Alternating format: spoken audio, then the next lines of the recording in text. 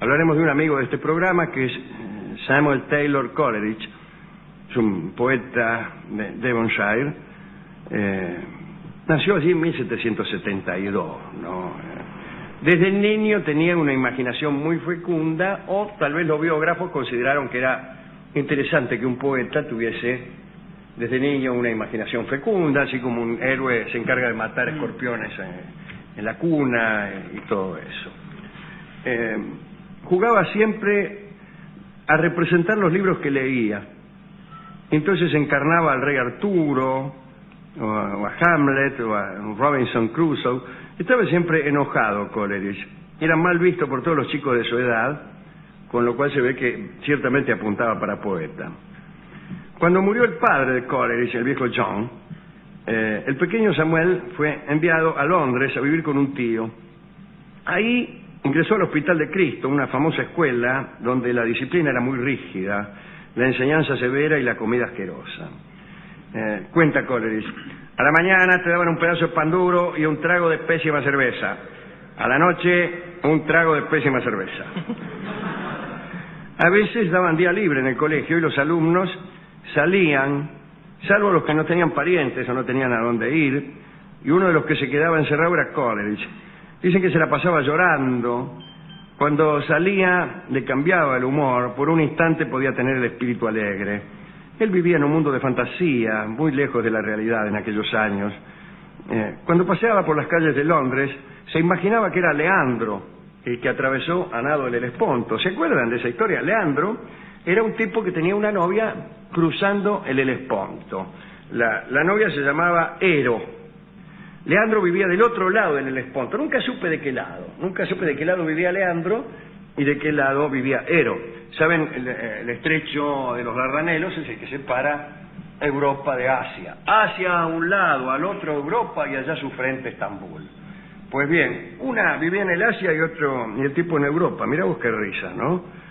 Bueno, vivir en Asia y buscarse una novia en Europa es espantoso. Mira que yo me quejaba porque he tenido novias lejos. Pero Leandro cruzaba a nado todas las noches el Helesponto, que hay que cruzarlo, ¿eh? Parece que Ero, del otro lado, para ayudarlo, prendía una linterna. Entonces Leandro nadaba en la oscuridad guiándose por la linterna, hasta que un día Ero no encontró la linterna o se retrasó y Leandro se ahogó en el Helesponto, agarró para el lado del Mar Negro y no lo vieron más. Finalmente, creo que la historia termina con el suicidio de Ero, mitad porque se había muerto su amor y mitad porque ella se sentía culpable por haber perdido la linterna. Bueno. El caso es que Coleridge venía pensando en Leandro por la calle, ¿no? Entonces agitaba los brazos como quien nadaba y cerraba los ojos para que no le entrara agua. Los brazos se enredaron en la falda de una señora que venía acompañada por un tipo. Entonces la mujer empezó a gritar, pensó que la estaban robando. Coleridge se puso a llorar y explicó que no era un ladrón. Bueno, entonces, descartada esa posibilidad, el tipo que venía con la señora los bajó por sátiro. Después se enteraron de que solo se trataba de un chico distraído y le dieron en compensación una tarjeta con la que Coleridge pudo hacerse suscriptor en una biblioteca. Y desde entonces Coleridge aprovechó bien esa tarjeta porque sacó hasta 2 libros por día. No dice cuáles, pero cada día cambiaba esos 2 libros. Y según el libro que sacaba, le cambiaba de vocación también. Un día sacó un libro sobre cirugía y le dio por ser cirujano, pero por suerte creo que lo sacó de esa idea desatinada el ilustre diccionario filosófico de Voltaire. Y entonces volcó sus afectos hacia la filosofía. Coleridge estaba seguro de que sería un filósofo ateo, como seguridad que nos acomete a todos los que leemos a Voltaire. Pero un día le comunicaron que la escuela había decidido enviarlo a Cambridge a estudiar teología. Así que allí le extirparon el ateísmo a patadas. A los 18 años ingresó en la Universidad de Cambridge. Había un profesor que describía así a Coleridge. Las descripciones de los grandes hombres por parte de los profesores son siempre espantosas e inútiles. Dice: su traza, como su cerebro, estaba llena de paradojas. Los grandes ojos luminosos y la gran frente despejada contrastaban con las mejillas fofas y los labios carnosos. Llevaba los calzones desabrochados en las rodillas. Esta frase puede, al oyente contemporáneo, desconcertarlo, ¿no? Porque cómo llevaba los calzones desabrochados en la rodilla. Cómo llevaba los calzones en la rodilla, incluso. ¿Se habrán caído? Pero no, no le llamaban calzones a los que hoy tenemos portales, sino que una especie de pantalón con botones en las rodillas, ¿no? Sigue el profesor, ¿no? Que no se ha ido. Llevaba los tacones de los zapatos siempre desgastados y enlodados. Y ahí termina, por suerte, la cita de este profesor, cuyo nombre desconocemos con toda justicia. El caso es que en Cambridge las cosas estaban duras para los estudiantes. Comenzaba la Revolución Francesa y los profesores tenían orden de amonestar a los que enarbolaban aquellas banderas. Una vez parece que sometieron a juicio a un estudiante por sostener doctrinas revolucionarias. Durante el alegato de la defensa se oyó el aplauso de uno de los alumnos. El alegato de la defensa de la Revolución Francesa, además. Era Coleridge el que había aplaudido el alegato. Entonces el rector que estaba allí se levantó y preguntó quién había sido y acusó a uno que estaba justo al lado de Coleridge. Y el pobre muchacho dijo, ojalá hubiera podido, señor. Y resultó que era manco el chico. Coleridge, avergonzado por este incidente, aclaró que había sido él. Entonces lo suspendieron por un semestre, que es como decir que lo suspendieron 6 meses. Este es el History Channel, ¿no? ¿Qué te dice? Bueno, de todos modos no duró mucho en la universidad. Hay una linda historia. Le habían asignado una pieza en Cambridge y vino un decorador. Bueno, soy el decorador. Dice, ¿qué quiere que le haga? Y Coleridge pensó que era algo gratuito que hacía la universidad y le dijo al decorador que hiciera lo que quisiera, que lo decorara a su gusto. Al día siguiente el alumno se encontró con una pieza digna de un rey, con una cuenta también digna de un rey, ¿no? ¿Y qué hizo? No podía pagarlo. Salió corriendo, que es lo que hubiéramos hecho todos.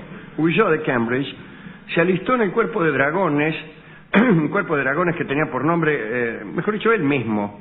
Se cambió el nombre y se puso Scylla Titus Cumberbatch, para que no lo descubrieran. Con ese nombre era muy difícil descubrir a alguien. Y resultó ser el jinete más torpe del regimiento. No podía mantenerse sobre el caballo más de 2 pasos, los compañeros lo tenían que ayudar, bueno, un asco.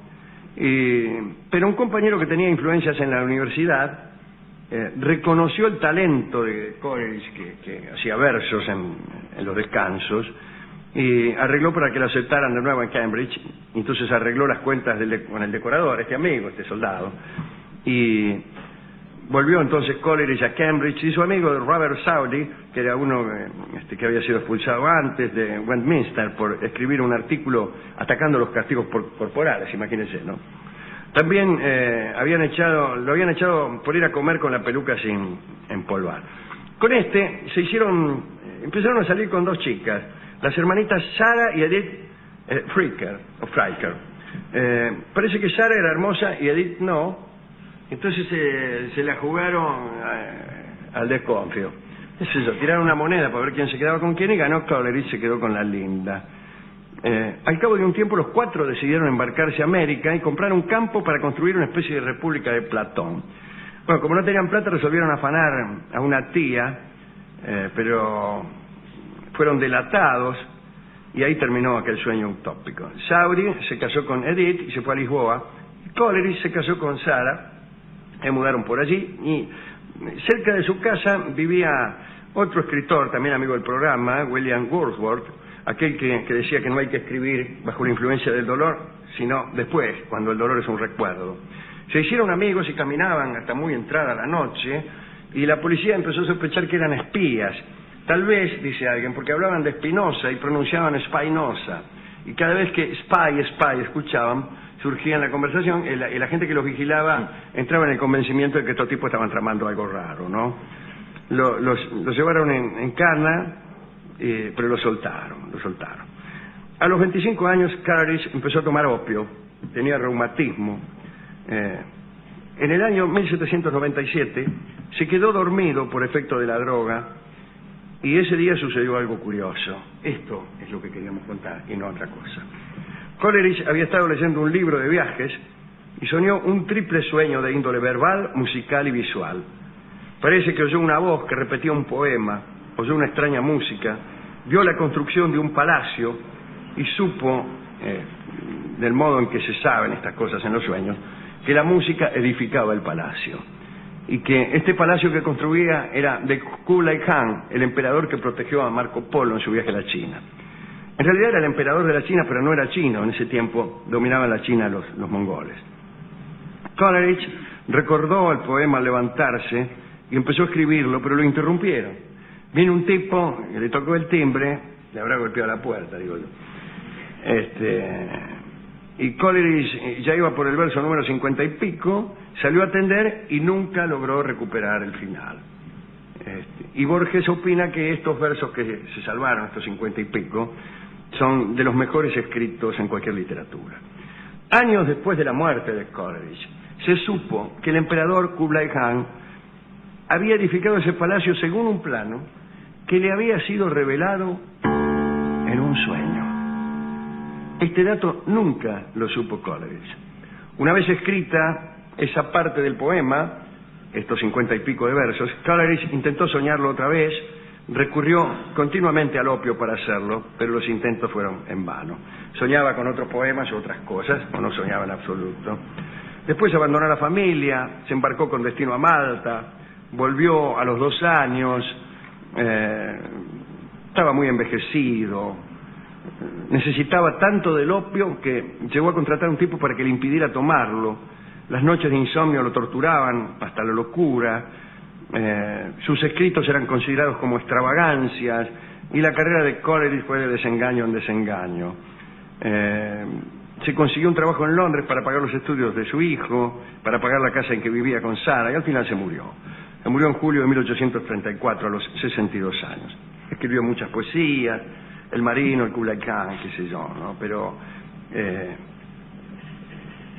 lo curioso es esta poesía que le fue revelada en sueños, en sueños. Hemos ido a la discoteca, etcétera, y como este poema de Coleridge no tiene fin, escucharemos el tango que se llama Tal vez no tenga fin, en la versión de Horacio Salgani y Ubaldo de Lío, un tango compuesto evidentemente en recordación de este bello poema que Coleridge no pudo terminar.